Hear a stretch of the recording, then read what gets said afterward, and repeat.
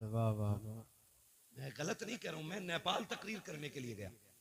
नेपाल में अल्लामा शमीम साहब, नेपाल में तकरीर करने के लिए गया तो एक बहुत बड़ा अधिकारी पुलिस डिपार्टमेंट, वो मुझसे आके कहने लगे कि मौलाना तुम्हें मैंने भी लेट के सुना है, तुमसे ये कहने आया हूं कि आप अपनी कौम के नौजवानों से इतना पूछना कि जो सरहद पर शराब के साथ पकड़े जाते हैं वो मुसलमान ही क्यों होते हैं।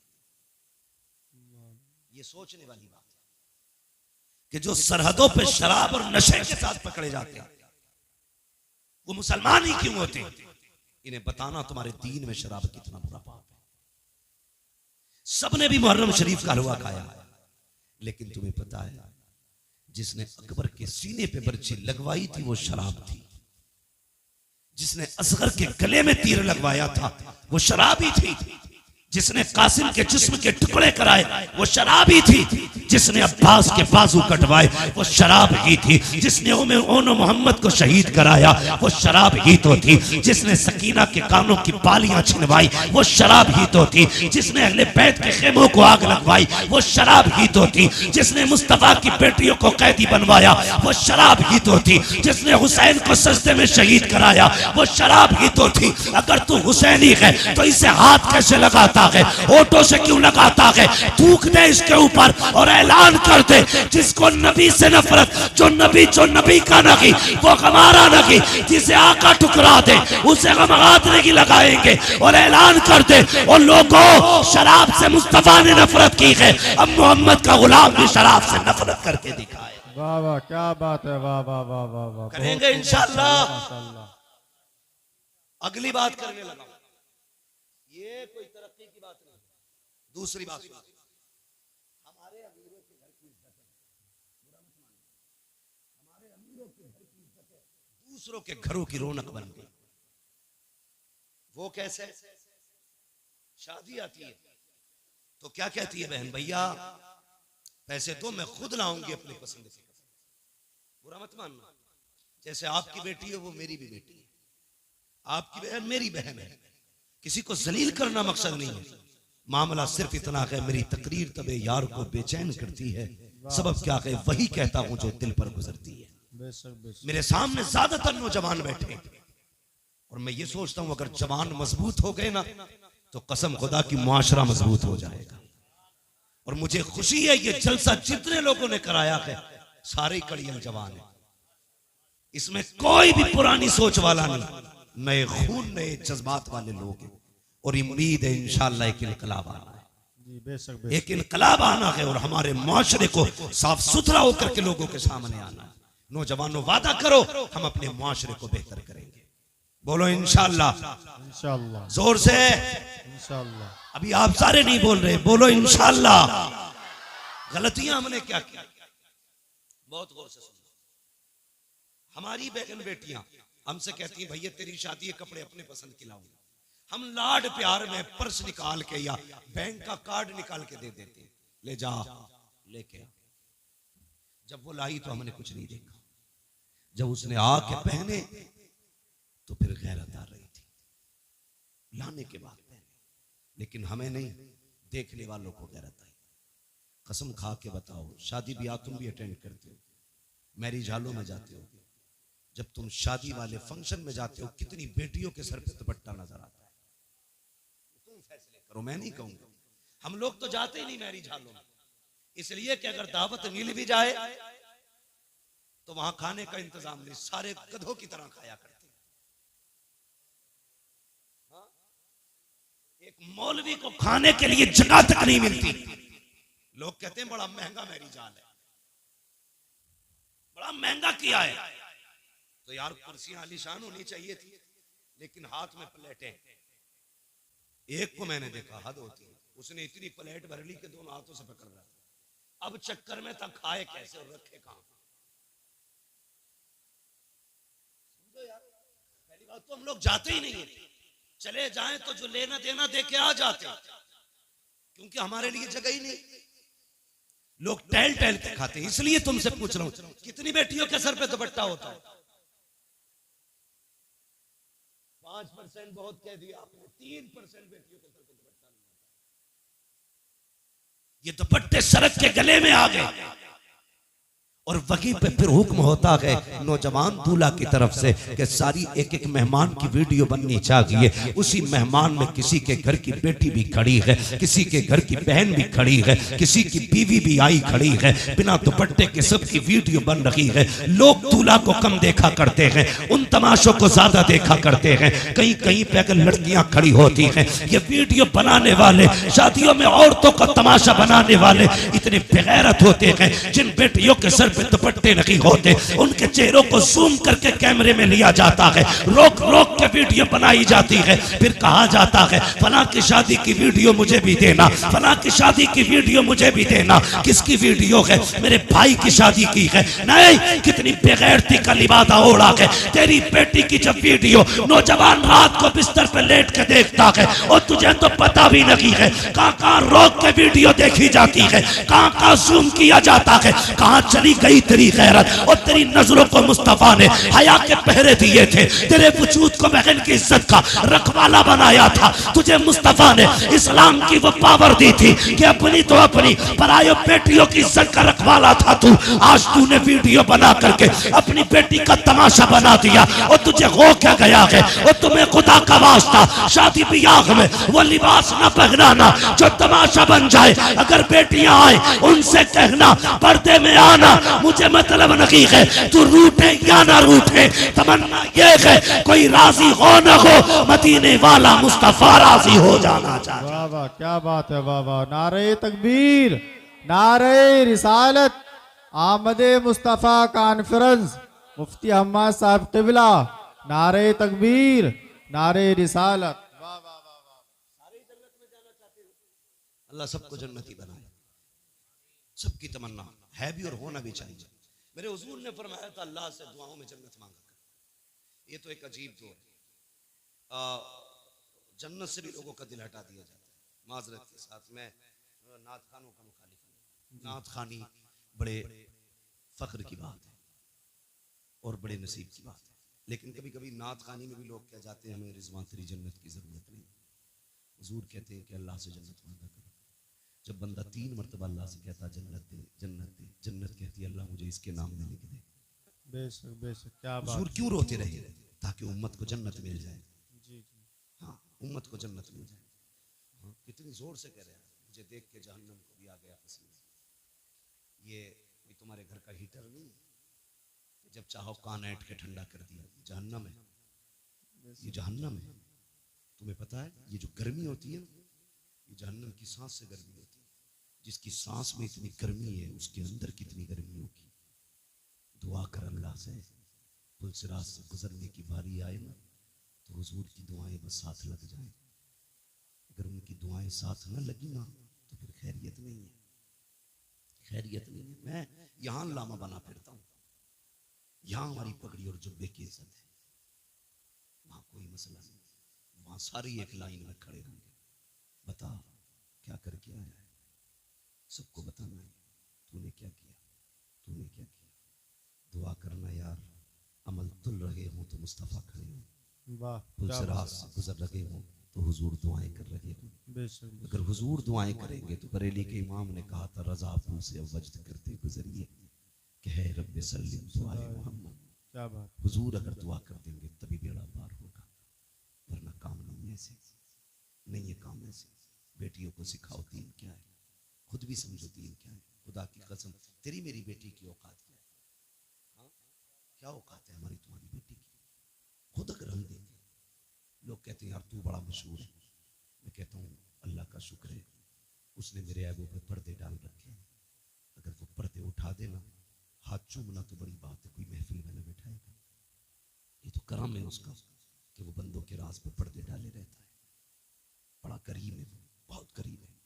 लेकिन कुछ हमारी भी जिम्मेदारियां बनती हैं, हमारी भी जिम्मेदारियां बनती हैं। लोग कहते हैं अगर वो ऐसा है तो फिर ऐसा क्यों नहीं है? अगर वो मुझसे नाराज है तो फिर मुझे मुसीबत में क्यों नहीं डालता? उसे चैलेंज न कर। अगर वो जिद पे आ जाए ना, एक सेकंड नहीं लगेगा, पूरी दुनिया को सजदे में गिरा देगा, पूरी दुनिया। बड़ी बात नहीं करता, सिर्फ ऑक्सीजन बंद कर देना अल्लाह, सिर्फ ऑक्सीजन, तो पूरी दुनिया सजदे में होगी। जी बेशक। बाकी तो बहुत चीजें। अंधे से पूछ आंखें क्या होती है, कभी अपाहिज से पूछ हाथ पैर क्या होते, गूंगे से पूछ जबान क्या है, बहरे से पूछ कान कितनी बड़ी दौलत है। जिसे रब ने ये दिया है, खुदा की कसम वो बहुत अमीर है, बहुत अमीर है। कभी इन नेमतों पर शुक्रिया अदा किया करें उसका, इन नेमतों पर शुक्रिया अदा किया करें। हम तो ये सोचते हैं ये हमारा हक था, ये कान हमारा हक है, ये नाक हमारी हक है हमारा, ये पैर हमारे हक है। नहीं, मालिक है वो जिसकी चाहे टांगे तोड़ दे, जिसको चाहे हवाओं में उड़ाए, वो मुख्तार है, उसकी हुकूमत में किसी का बल दखल नहीं, जो चाहे फैसले करे। हाँ, अल्लाह से डरना चाहिए, डरना चाहिए। लोग कहते हैं मेरी बेटी है तुझे क्या हुआ, हमें कोई फर्क नहीं पड़ता, किसी की भाग जाए या रह जाए। डर इस बात का कयामत में सैयदा के सामने किस मुंह से जाओगे, सिर्फ इस बात का डर। ये कुर्ता जुब्बे पजामे कपड़ों वाले लोग जानते हो क्यों, ये क्यों चीखते, क्या फायदा इसका? तुम्हारी बेटी अगर जींस में है इनका क्या नुकसान है, तुम्हारी बेटी अगर दुपट्टे में आ गई इनका क्या फायदा है? ये सिर्फ इसलिए मेहनत करते हैं, अगर तुम और तुम्हारी बेटी जन्नत में चली गई तो हमारा क्या जाएगा? हम तो बस वो बताना चाहते हैं जो हुजूर ने कहा है। तुम्हारी मेरी बेटी की औकात क्या है? खुदा की कसम कायनात में अली की बेटी जैसी लाके दिखाओ। वाह वाह वाह वाह, क्या बात। आज कोई अली की बेटी जैसी बेटी लाके दिखाओ। बेशक बेशक। हाँ, करबला की पूरी तारीख पढ़ डाली। 13 मुहर्रम से चलने वाला काफिला 27 रमजान को मदीना शरीफ पहुंचा, लेकिन तारीख किसी लाइन में नहीं मिलता कि सैयदा ज़ैनब को किसी ने बेपर्दा देखा। बताओ ना मुझे, क्या तेरी बेटी का स्टेटस क्या है? प्रधान की बेटी है, बस जमींदार की बेटी है। ज़ैनब का स्टेटस ये है, उसका बाप वलियों का इमाम है, उसका भाई शहीदों का इमाम है, उसका नाना सारे नबियों का इमाम। बेशक बेशक, क्या बात है। वाह वाह वाह। ज़ैनब का स्टेटस, तेरी बेटी का स्टेटस क्या है? सोच तो सही, जिसको खुदा ने इतनी खानदानी इज्जत बख्शी, भाई शहीदों का इमाम, माँ जन्नती औरतों की सरदार, बाप वलियों का इमाम, नाना नबियों का इमाम, घराना कायनात का इमाम।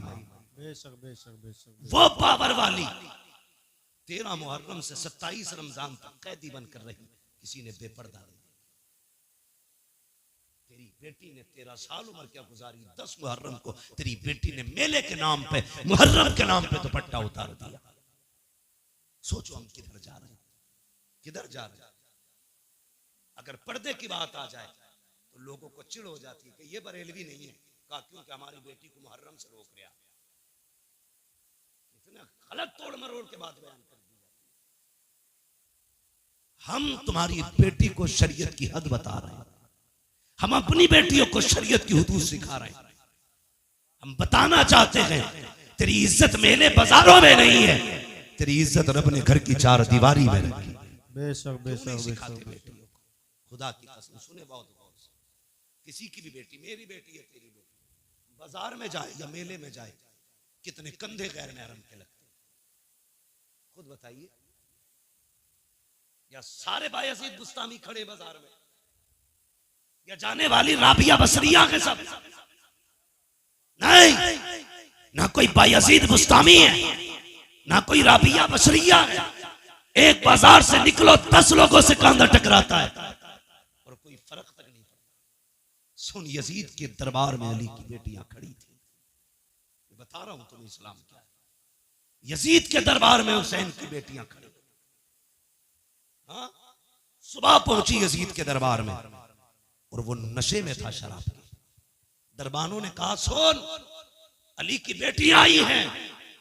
उसने कहा खड़ा रहने दो, खुदा की कसम तेरी बेटी 1 घंटा राशन के लाइन में लग जाए तो प्रधान पे बिगड़ जाता है, आधार की लाइन पे लग जाए कानून पे बिगड़ जाता है, पानी की लाइन पे लग जाए तो तुम समाज के उसूल पे बिगड़ जाते हो। गुस्सा नहीं आया, अली की बेटी सुबह से शाम तक यजीद के दरबार में खड़ी रही। ओ खुदा की कसम, शाम का वक्त आया था, सैयदा ज़ैनब ने कहा था ज़ैनुल आबिदीन का जी फूफी कब पता तो करो भाई बेटा, कब तक खड़े रहना है? पता चला जब तक यजीद नहीं आ जाता मामला खत्म नहीं होगा। शाम के वक्त में कुत्ता आया, आने के बाद तख्त पे बैठा, उसने सब पे निगाह डाली। खुदा की कसम कैदी जरूर थे, बेगैरत कोई ना ना था, सबके चेहरों पे कपड़े पड़े थे, सबके चेहरों पे पर्दे थे। का उठाओ इनके चेहरों के पर्दे, मैं देखना चाहता हूँ। हजरत ज़ैनब की चीख निकली, का फिजा आज हमारी इज्जत की रखवाली करना, हमारे हाथ बंधे हैं, पैरों में बेड़ियां हैं, तुमने हमारे दरवाजे पर जितने दिन नमक खाया है अब वो हलाल करने का दिन है। हजरत फिजा ने तलवार संभाली, आगे आके कहा था, बेगैरत जबान को लगाम दे, अगर अली की बेटी से चादर सरक गई इस दरबार में किसी के कंधे के ऊपर कोई सर नहीं रह सकता। वाह वाह, क्या बात है, नारे तुझे तकबीर। क्या पता गैरत किसे वाह वाह, कहते हैं? क्या बात है, बेशक तू बेशक। क्या जाने इज्जत क्या है? तू तो बेटी को नंगा करने में कहता मेरी बेटी फैशन के दौर पे है। तुझे क्या पता हया क्या है? बेशक खुदा की कसम, तारीख गवाह है। कहने लगा चलो अच्छा नाम ही बता दो, ये पर्दे वाली कौन है? हजरत फिजा ने कहा, ज़ैनब फिक्र न करना, जिंदगी लौटा देंगे, तेरी आवाज को भी बेपर्दा नहीं होने देंगे, तेरी आवाज को भी बेपर्दा नहीं होने देंगे। हजरत फिजा से उसने कहा कौन है? कहा ये अली की ज़ैनब है, अली की ज़ैनब है। मुझे खुद बताओ यार, अगर आपकी बस्ती में आला हजरत की कोई बेटी आ जाए क्या करोगे तुम? खुदा की कसम उनके कदमों में तुम सोने का फर्श बिछाओगे कि आला हजरत के घर की बेटी आई है। फिर सोचो, उनके घर तो अली की बेटी खड़ी थी, होना तो ये चाहिए था नाम सुन के गर्दनें झुक जाती, मगर उन्हें अपने कुत्तेपन का पूरा इजहार किया, कहा ये ज़ैनब है। अच्छा जानते हो, फिर उसने निकाह घुमाई, सबसे छोटे वजूद पे निकाह करी। मैं बात बड़ी करने लगा हूं, तेरी 18 साल की बेटी को दुपट्टा रखना नहीं आया, अली की 7 साल की सकीना को देख, यजीद के दरबार में सकीना के सर पे दुपट्टा था। उसने कहा ये छोटी सी बच्ची कौन है जिसके पर्दे का आलम यह है कि इसका चेहरा तक नहीं खुला है, जरा इसका बताओ नाम क्या है? हजरत फिजा बोलने लगी, उसने कहा तू चुप कर, मुझे इस बच्ची से पूछना है इसका नाम क्या है। उसने कहा बच्ची तू बता तेरा नाम क्या है। 3 मरतबा आवाज दी, कोई जवाब नहीं आया। उसने कहा बड़ी घमंडी बच्ची है, ये बोलती क्यों नहीं? इमाम ज़ैनुल आबिदीन ने कहा था, ओ कुत्ते तू नहीं जानता इसके गले में जो रस्सी पड़ी है फंदा इतना टाइट है कि गले की आवाज नहीं निकल रही है, अगर इसी की मुंह से सुनना चाहता है इसके गले की रस्सी ढीली कर। यजीद के कहने पर एक सिपाही आके बढ़ा, हजरत सकीना के गले की रस्सी ढीली करने के लिए जैसी करीब आया, गले पे हाथ लगाना चाहता था, तोड़ के ज़ैनब के कदमों से निपटी, वो वहां गया, वहां से हटी, ज़ैनुल आबिदीन के कदमों में लिपट गई। यजीद ने कहा था ये कैसी बच्ची है, गले की रस्सी क्यों नहीं खोलने देती? इमाम सज्जाद ने कहा था तू नहीं जानता है ये अली के घर की बेटी है, ये मर तो सकती है, किसी गैर का हाथ इसकी गर्दन को लग जाए ये गवारा नहीं कर सकती। वाह वाह वाह वाह वाह वाह, क्या बात है, वाह, बहुत शर्म खूब, करो, बहुत खूब। तुम्हारी दौलत तुम्हें मुबारक, ऐसी दौलत में आग लगे जो बेटियों को नंगा कर दे। अगर मुस्तफा वाले हो गरीबी में जिंदगी गुजार देना, कभी बेटियों के सर से दुपट्टा ना उतरने देना, बेटियों के सर से दुपट्टा ना उतरने देना। शादी हो, ब्याह हो, खुशी का मैटर है, ये अपनी जगह, लेकिन खुशी का मतलब ये तो नहीं है कि बेटियां नंगी हो जाएं, भाई बेगैरत बना तमाशा देखता रहे।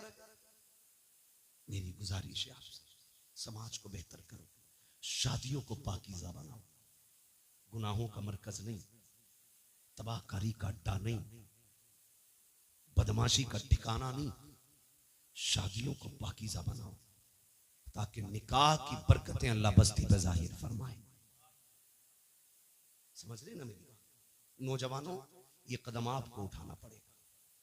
कमेटी जो जलसे की है, मेरी तो इससे गुजारिश है सिर्फ जलसे की कमेटी ना बनना, बेटियों की तहफ्फुज़े इस्मत की कमेटी भी आपको बनना है। ये आप अहद करो, हमने सिर्फ जलसा नहीं कराना है, हमें हुजूर की उम्मत की बेटियों की इज्जत की हिफाजत भी करनी है। सिर्फ यही नहीं कि सिर्फ जलसा करा लिया और 364 दिन सोते रह गए, फिर एक दिन आएगा जलसा कराएंगे। अच्छी बात है, जलसों से अच्छे मैसेजेस जाते हैं, ये जज्बा बेदार होना चाहिए हमारी कौम में। लेकिन कमेटी वालों से गुजारिश है, जिस तरह आपने आज पैसा इकट्ठा करके ये एक जलसा किया ना, कम से कम ऐसे ही पैसा इकट्ठा करके साल में किसी गरीब एक बेटी की भी निकाह का और शादी का इंतजाम आप करना। और कोशिश ये करना जिस बेटी का कोई सहारा नहीं होगा उस बेटी का ये हुजूर की उम्मत के जवान सहारा बनेंगे। बेशक बेशक बेशक करेंगे इंशाअल्लाह। इंशाअल्लाह। कमेटी वालों अल्लाह आपको सलामत रखे, आपको जज़ाए खैर दे। मगर मैं ये चाहता हूँ आपके जरिए और भी काम होने चाहिए, जमीनी तौर पे भी काम। अगर बैटरी डाउन हो जाए फिर उलमा को बुलाइए, फिर अपनी इस्लाह कराइए। ये सोच के जलसों में कोई ना आए मौज लेके आनी है, क्या करना है मौज का। सच बताऊं, ये चमक दमक, ये आवाजों के जोर, ये सीनों के दम कब तक है? जब तक अल्लाह चाहता है। वो नहीं चाहेगा ये सारे खत्म हो जाएंगे। ये कमाल, ये हुनर हम माँ के पेट से लेके नहीं आए, ये सब अल्लाह की अता करदा चीजें हैं। जब तक वो चाह रहा है बोल रहे हैं, जिस दिन वो गला बंद कर देगा कोई माई कलाम नहीं बुलवा सकता है, कोई नहीं बुलवा सकता है। लोग कहते जी हम तुम्हें तेरा समझाते। भाई मुझे खुशी हुई, कुछ लोगों से मिला हूं मैं इस बस्ती के, कुछ लोगों से मिला हूं, सबसे भी नहीं मिला, लेकिन मैं जितनों से मिला हूं मैंने बहुत अच्छा पाया है, बहुत अच्छा पाया है। अगर सारे लोग इतने अच्छे तो उम्मीद करता हूं इस गांव में कुछ बुरा नहीं होगा। लेकिन मैं ये भी जानता हूं हर जगह अच्छे ही लोग नहीं होते, कुछ बुरे भी होते, और हर जगह बुरे ही नहीं होते, कुछ अच्छे भी होते। अच्छे लोगों से कहूंगा बुरों की परवाह ना करना, बुरे लोगों से कहूंगा दूसरों के पीछे न पड़ना, अपने गिरबान में भी झांकना, फिर फैसला करना तुम्हें क्या करना है, फिर फैसला करना तुम्हें क्या करना है। अल्लाह करे हमारी बस्तियां ऐसी मोहब्बत और प्यार की हवाएं बस्तियों में चले कि हर मुसलमान दूसरे मुसलमान के हक के लिए खड़ा होना चाहिए, हर मुसलमान में एक दूसरे मुसलमान के लिए हमदर्दी होनी चाहिए।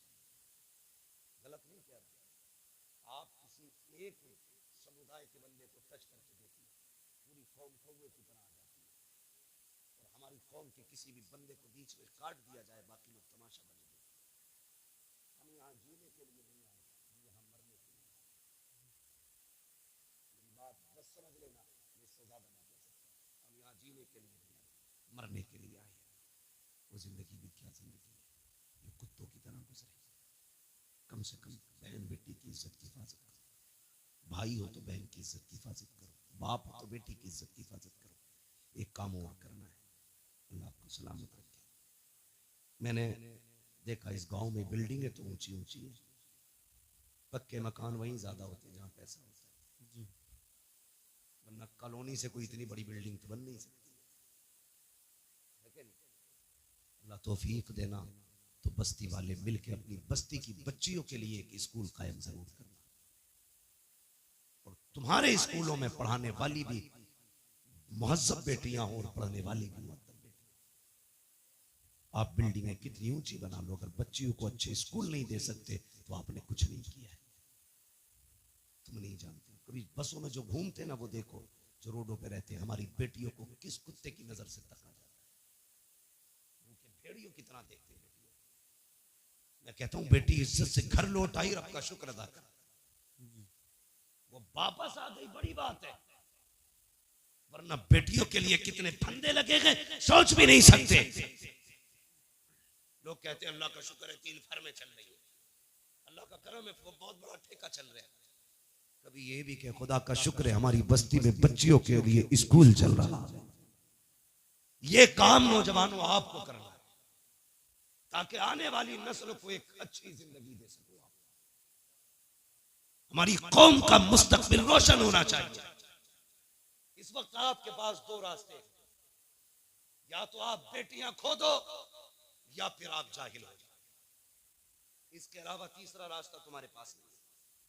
इसलिए कि ना तुम्हारी कोई यूनिवर्सिटी है, ना तुम्हारा स्कूल है, ना तुम्हारा कॉलेज है, ना तुम्हारा मकतब है, कुछ भी तुम्हारा नहीं। या तो बेटियां खो दो या फिर अंधे हो जाओ। अगर चाहते हो इस अंधेरे से निकलो तो कोशिश करो सबसे पहले अपने कॉलेजेस बनाओ। करेंगे इंशाल्लाह कोशिश। इंशाल्लाह। क्या कहते हो आकिल चौधरी साहब? आपकी बस्ती में ये काम होना चाहिए। ये मेरे मदरसे के साथी हैं, मगर मेरी आपसे इतनी गुजारिश है, खुदारा ये कोशिश करें, ये मजाक की बात नहीं कर रहा हूं, मुझसे 100 बार कसम खिला के भी कहोगे क्या ये सच है, मैं कहूंगा हाँ ये जरूरत है। आज हम बेटियों को जाहिल तो नहीं रख सकते, अलबत्ता बेटियों को इदारे दे सकते हैं, स्कूल दे सकते हैं, कॉलेज दे सकते हैं। कितनी तकलीफ हुई थी अभी एक ही स्कूल के अंदर एक बच्चे को इसलिए पिटवाया जाता है कि वो मुसलमान। हमारी कौम के न डीजे पे फर्क पड़ा, न बारात के रंगों पे फर्क पड़ा, न आतिशबाजी पे फर्क पड़ा, न हमारी कौम के फालतू के खर्चों पे फर्क पड़ा। अब भी होटलों में उसी शान से पार्टियां चल रही हैं जिस शान से चल रही थी, इसलिए कि कौम बेगैरत हो चुकी है। अगर गैरत होती उसी दिन सैकड़ों कॉलेजों की बुनियाद पड़ जाती, ऐलान कर दिया जाता हम किसी के मोहताज नहीं है, बच्चे भी हमारे हैं, स्कूल भी हमारे खोले जाए। बेशक बेशक बेशक, वाह वाह वाह, बहुत खूब। मुझे बताओ, जो कौम मदरसों को ज़कात दे सकती है वो अपने स्कूल नहीं बना सकती? बोलो ना। लोग कहते हैं वो पढ़ा तो था, वो मुसलमान होने की वजह से पीछा कर दिया। मुसलमान होने की वजह से पीछा नहीं करा, ये नकलों से पास होकर वहां तक पहुंचा था, इसने पढ़ा ही नहीं था ढंग से। सातवें तक तो वो खिलाई जाती है कैसे, क्या खिचड़ी भदी नहीं।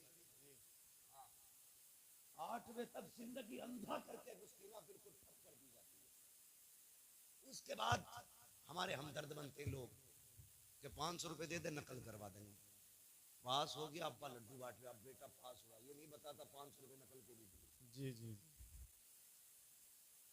अब वो जो पास होके आया ना, उससे बड़ा भाग कुछ नहीं आता, क्योंकि उसने तो बोर्ड पे से नकल की थी ना, पास हो गया। ऐसे ही पैसे दे के पास होता रहा। जब इंटरव्यू में बैठा तो लोग कहते मुसलमान होने की वजह से निकाल दिया। नहीं बे, तू गधा था इसलिए निकाला गया, अगर काबिल होता तो सीट तेरी थी। अगर तुझ में हुनर है तो कोई तुझसे तेरा हक नहीं छीन सकता। क्या मुसलमान आईएएस नहीं है? मुसलमान आईपीएस नहीं है? क्या वो गोली मार के बैठे? नहीं, काबिल थे, अपना हक लेना जानते। जी बेशक। अगर हक हासिल करना पड़ेगा तो काबिल बनना पड़ेगा।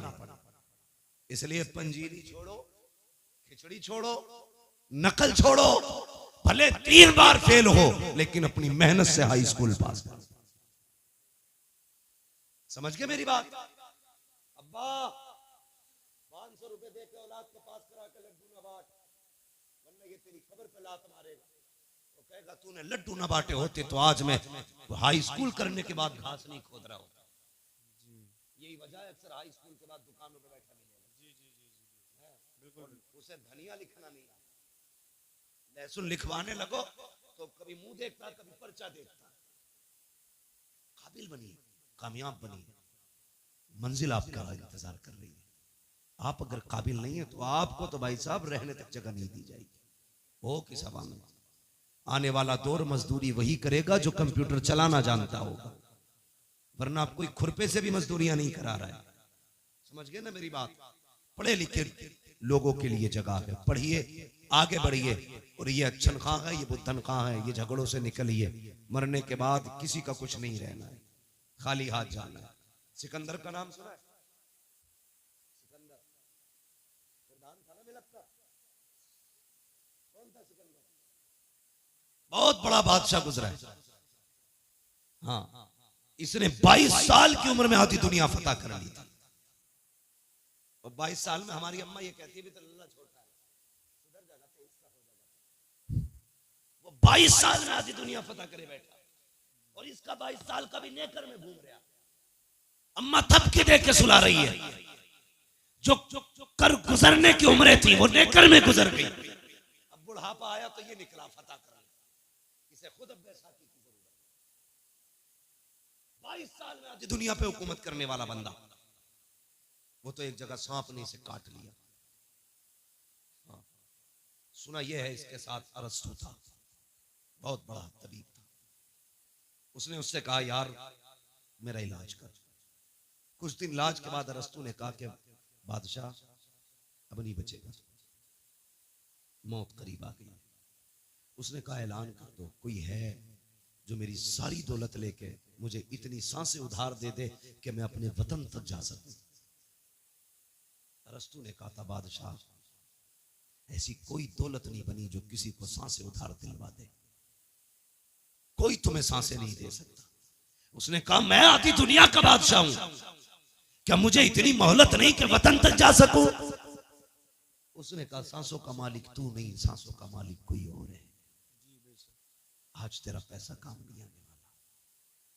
एड़ियां रगड़ने लगा। उसने कहा, अच्छा चलो मर तो रखा, फिर ऐसा करना मैं मरूं मेरे कफन से हाथ निकालना। ईसाई था, निकालना। कहा क्यों? ताकि दुनिया को ये बता जाऊं, इस दौलत पे घमंड न करना। मैं आया था आधी दुनिया फतह की, जा रहा था कुछ लेके नहीं, खाली हाथ गया। अगर सिकंदर जैसा दौलत वाला एड़ियां रगड़ के वतन से दूर मर सकता है, तेरे मेरे पास क्या है? इसलिए दौलत पे घमंड न करना, हुजूर से वफा करो, हुजूर से मोहब्बत करो, उलमा से प्यार करो, इल्म से प्यार करो, अपने मामलात में उलमा को अपनी राय में शामिल रखा करो, इनको अपनी महफिलों में अपनी रायों में लाया करो। कोई काम किया करो, इनसे पूछा करो। खुदा की कसम, अक्ल अपनी जगह है, बरकतें अपनी जगह हुआ करती है। बेशक बेशक, बरकतें अपनी जगह हुआ करती है। कोशिश करना हर घर में कम से कम एक दीन सीखने वाला बंदा होना चाहिए। दावे के साथ कहता हूँ, 7 मास्टर बना लो, 1 इंजीनियर बना लो, साथ में 1 कुरान का कारी बना लेना। 1 हाफिज कुरान पूरे घर की हिफाजत के लिए काफी होता है। जी जी बिल्कुल बिल्कुल। वरना कई मैंने इंजीनियर डॉक्टर ऐसे देखे, कहते जी हम कुछ नहीं जानते, हम तो बस अल्लाह रसूल को ही जानते हैं। ऐसे नस्ल से बचिए, अपने घर में दीन वाला लाइए, एक बेटे को कुरान सिखाइए, बदलिए अपने आप को। नौजवानों मजबूत होना है, हमें अपने मुआशरे को बेहतर करना है। और तुमसे गुजारिश है, सबसे बड़ी शिकायत क्या है? माफ करना। और मेरी इस बात को सलामी की बात नहीं करना, हमारी कौम के अंदर दलाल सबसे ज्यादा खाने के मुखबिर 500 रुपए में बिकने वाले लोग, शर्म आएगी। या तो 500 रुपए में खाने के हो जाओ, या वफा करके मदीने वाले मुस्तफा के हो जाओ।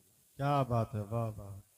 हमें अपने दीन से वफा करना, किसी पे झूठा केस ना लगाइए, किसी को फर्जी ना फंसाइए। लोग जाल लिए बैठे, सिर्फ बहाना चाहिए, उन्हें तो उंगली रखने का मौका मिले वो गर्दन दबोच लेते। ना करना ऐसे काम। अल्लाह तौफीक दे, किसी को फंसाना नहीं। अगर फंसा हो तो अपनी मेहनत से उस फंसे को निकाल के लाके खड़ा कर देना। तुम यहां मुसलमान की मदद करो, मरने के बाद अल्लाह कब्र में तुम्हारी मदद के असबाब पैदा फरमा देगा। करेंगे इंशाअल्लाह, इंशाअल्लाह। और जोर से बोलो इंशाअल्लाह। इंशाअल्लाह। फरमाया गया, ए ईमान वालों, अपने आप को और अपने घर वालों को जहन्नम की आग से बचाओ।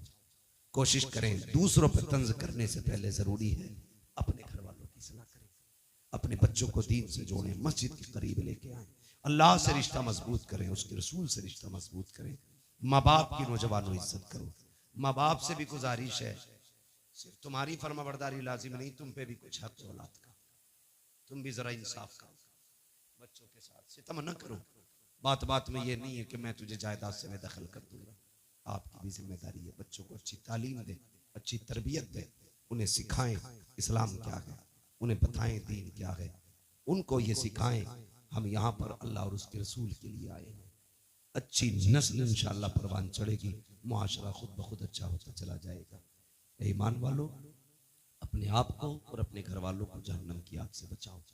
अल्लाह ताला हम सबको गुनाहों से तौबा करने की तौफीक अता फरमाए, नेकियां करने की तौफीक अता फरमाए, अल्लाह और उसके रसूल से मोहब्बतों की अल्लाह तौफीक अता फरमाए। बस जो हुए अगलात उनको माफ फरमाए रब्बे कायनात। जिंदगी ने दिया साथ, फिर होगी मुलाकात, चमन रहा फूल खिलेंगे, जिंदगी रही फिर मिलेंगे, मुसाफिर हैं हम भी, मुसाफिर हो तुम भी, किसी मोड़ पर फिर मुलाकात होगी। सारे लोग कलमा शरीफ पढ़ लीजिए, ला इलाहा इल्लल्लाह। अभी जोर से नहीं पढ़ा, सारे लोग पढ़े, ला इलाहा इल्लल्लाहु मुहम्मदुर रसूलुल्लाह व मा अलैना इल्लल बलाग। अस्तगफिरुल्लाह रब्बी मिन कुल्लि ज़ंबिन व अतूबु इलैहि। अस्सलामु अलैकुम व रहमतुल्लाहि व बरकातहू।